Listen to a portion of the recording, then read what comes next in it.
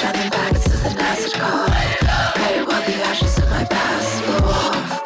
JK, but not kidding. Kissing incision rips and miss the crystals glitching.